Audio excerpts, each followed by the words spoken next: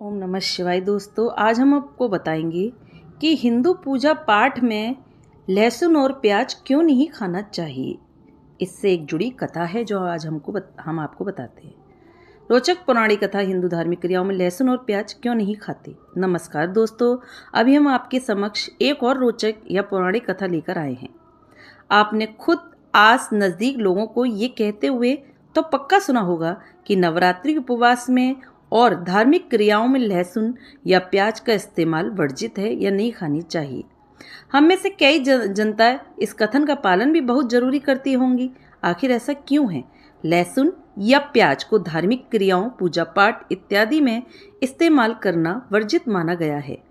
ऐसा क्या कारण है कि इतनी उपयोगी वस्तु जो प्राकृतिक ने हमें दी, हमें प्रदान की, जिसमें हमारे शरीर के लिए बहुत ही जरूरी तत्व पाए जाते हैं, जो हमारे शरीर को कई भयंकर जानलेवा बीमारियों से भी बचाते हैं, या भोजन बनाने में इस्तेमाल करने की सलाह भी दी जाती है। जब प्रकृति ने कोई भी वस्तु को यूं ही नहीं बनाया है, तो फिर क्यों हिंदू धर्म में इसका सेवन करना वर्जित है? आखिर इस परहेज की असली वजह क्या है? चलिए आगे हम आपको बताएंगे आखिर क्यों इसे हिंदू धर्म क्रियाओं में वर्जित माना गया है। हिंदू धर्म शास्त्रों के मुताबिक जब समुद्र मंथन चल रहा था, तब उसमें से जो अमृत निकलता है उसे भगवान विष्णु मोहिनी रूप धारण कर देवताओं को अमृत बांटते हैं। तब एक असुर, जिसका नाम राहु होता है, वह रूप बदलकर देवताओं की श्रेणी में आकर बैठ जाता है, या तभी गलती से उसे भी भगवान विष्णु अमृत पिला देते हैं। परंतु भगवान विष्णु को उसी पल पता चल जाता है कि उसी क्षण विष्णु भगवान खुद सुदर्शन चक्र से उसका गला काट देते हैं। परंतु जब तक अमृत की कुछ बूंदें असुर के मुंह तक जा चुकी होती हैं, परंतु गले से नीचे नहीं उतर पाता। यह शरीर में अमृत नहीं पहुंच पाने के कारण शरीर वहीं नष्ट हो गया, परंतु सर अमर हो गया। जब भगवान विष्णु उस असुर का सर काट देते हैं, तब खून की कुछ बूंदें अमृत के साथ मिल नीचे जमीन पर गिरती हैं, जिसके कारण उस स्थान पर लहसुन या प्याज की उत्पत्ति होती है, जो कि प्याज या लहसुन अमृत की बूंदों के साथ मिलकर बना है। इस कारण से इनमें भयंकर रोगों से लड़ने की गुण मौजूद होते हैं, परंतु इसमें राक्षसों का खून होने के कारण इनमें से तेज गंध आती है, एवं इसमें आराधना पाठ के बीच में अपवित्र माना जाता है, या देवी देवताओं को भी नहीं चढ़ाया जाता।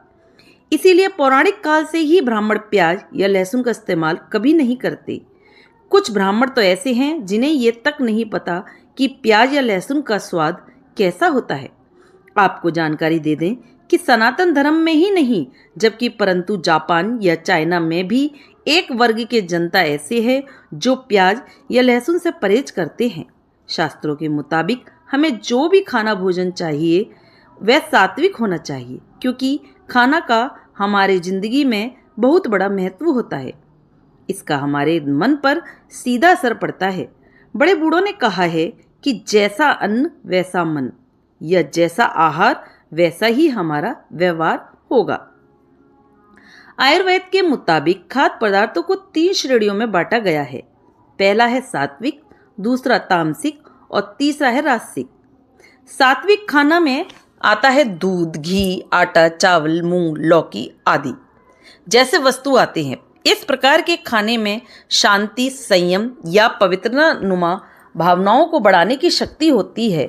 वहीं राजसिक खाना के अंतर्गत तीखे, खट्टे, चटपटे या मीठे पदार्थ, मिठाइयाँ इत्यादि आते हैं। इस तरह के खाने से हमारे अंदर खुशी नुमा भावनाओं के उत्पन्न करने की शक्ति होती है, जबकि तामसिक खाने के अंतर्गत लहसुन, प्याज, मांस, मछली या अंडे जैसे खाद्य वस्तु शामिल होते हैं।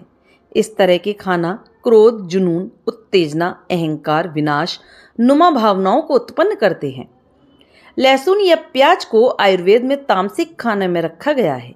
प्याज या लहसुन व्यक्ति के शरीर में जुनून, उत्तेजना, अज्ञानता या गुस्सा इत्यादि नुमा भावनाओं को उत्पन्न करता है, जो व्यक्ति को धार्मिक क्रियाओं को करने से मन को भटकाती रहती है। इसीलिए वेदों के हिसाब से भी प्याज या लहसुन तामसिक खाना है। यह तामसिक खाना भगवान की पूजा, धार्मिक क्रियाओं, आदि में इस्तेमाल नहीं किए जाते हैं। तो दोस्तों, देखा आपने कि हिंदू क्रियाओं में या हिंदू धार्मिक क्रियाओं में क्यों नहीं लहसुन प्याज का इस्तेमाल किया जाता है। कहानी अच्छी लगे तो लाइक करें, सब्सक्राइब करें, ज़्यादा से ज़्यादा शेयर करें। कहानी देखने के लिए बहुत बहुत धन्यवाद।